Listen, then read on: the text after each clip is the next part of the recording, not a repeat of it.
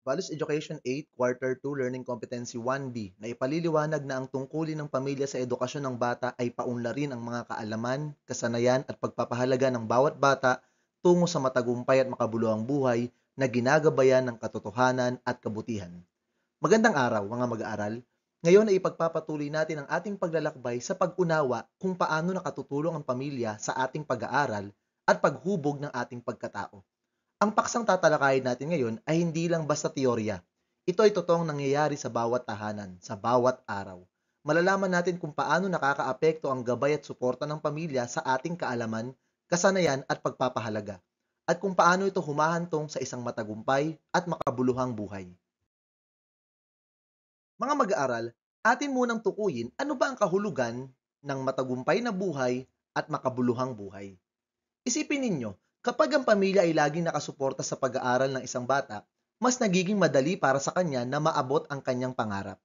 Pero tandaan, hindi lang pera o mataas na posisyon sa trabaho ang sukatan ng tagumpay. Ang tunay na matagumpay na buhay ay yaong ginagamit ang kakayahan at tagumpay para makatulong sa iba at mapabuti ang sarili. Samantala, ang makabuluhang buhay ay yaong puno ng layunin at ginagawa ang tama kahit walang nakakakita.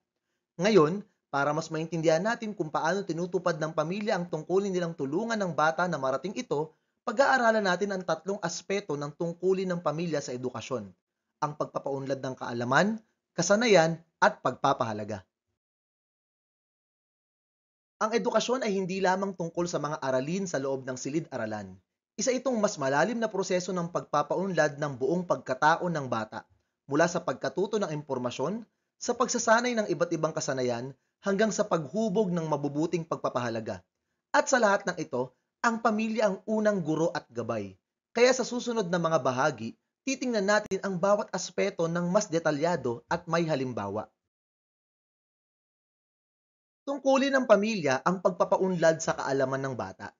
Ang pamilya ang pundasyon ng pagkatuto ng bata.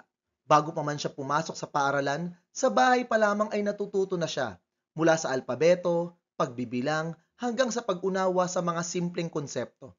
Sa pamamagitan ng pagbabasa ng aklat, pagtulong sa takdang aralin, at pagbibigay ng pagkakataong magtanong at mag-eksperimento, lumalawak ang kaalaman ng bata. Hindi kailangan maging eksperto ang magulang sa lahat ng asignatura. Ang mahalaga ay ang pagbibigay ng inspirasyon at gabay upang mahalin ng bata ang pagkatuto. Halimbawa, tinuturuan ng mga magulang ang kanilang anak na palawakin ang kaalaman sa kasaysayan sa pamamagitan ng pagbabasa ng mga aklat tuwing gabi. Tungkulin din ng pamilya ang pagpapaunlad sa mga kasanayan. Tinutulungan ng pamilya ang bata na matutuhan at malinang ang iba't ibang kasanayan. Maaaring ito ay simpleng gawain tulad ng pagsasalita ng malinaw, paglilinis ng kwarto, o pagluluto. Maaari rin itong mas malalim na life skills tulad ng pagdedesisyon, pakikitungo sa iba, at paghahanap ng solusyon sa problema. Sa pamamagitan ng patnubay, halimbawa, at aktwal na pagsasanay sa bahay at sa paaralan, nahahasa ang kakayahan ng bata para maging handa sa tunay na buhay. Halimbawa, hinihikayat ng pamilya ang kanilang anak na sumali sa mga gawain sa paaralan upang mahasa ang kanyang talento sa pagsulat at pakikipagtalastasan.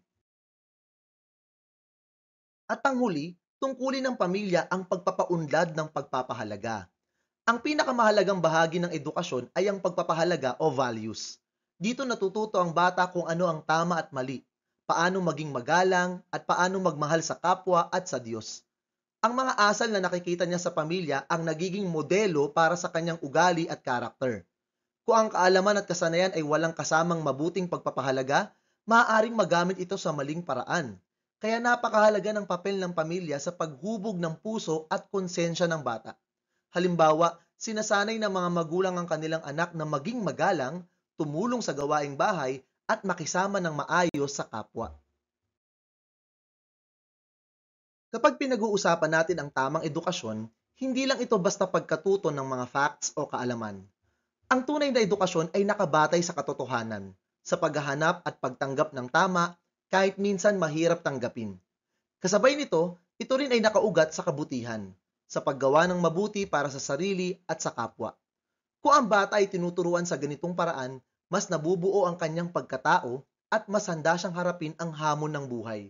Kapag lumaki siya na may matibay na pundasyon ng katotohanan at kabutihan, magkakaroon siya ng buhay na hindi lang matagumpay sa panlabas, may trabaho, may kita, kundi matagumpay din sa kalooban, puno ng saysay, dignidad at malasakit sa iba. Ito ang pinakamahalagang regalo na maibibigay ng pamilya sa kanilang anak. Isang edukasyong hindi nawawala sa uso at hindi kayang nakawin ng panahon. Mga mag-aaral, sa kabuuan ng ating aralin, nakita natin kung gaano kahalaga ang papel ng pamilya sa paghubog ng kaalaman, kasanayan at pagpapahalaga ng bata. Ngunit higit pa rito, dapat nating tandaan na ang edukasyong nakabatay sa katotohanan at kabutihan ang susi upang makamit ang tunay na tagumpay. Kapag ang natutuhan ay totoo at ang paggamit ito ay para sa kabutihan, hindi lang basta tagumpay ang mararating ng isang tao. Ito ay magiging makabuluhan at may saysay para sa kanya at sa ibang tao. Dito natin makikita na ang tunay na layunin ng edukasyon ay hindi lang para sa sariling kapakinabangan, kundi para rin sa ikabubuti ng lahat.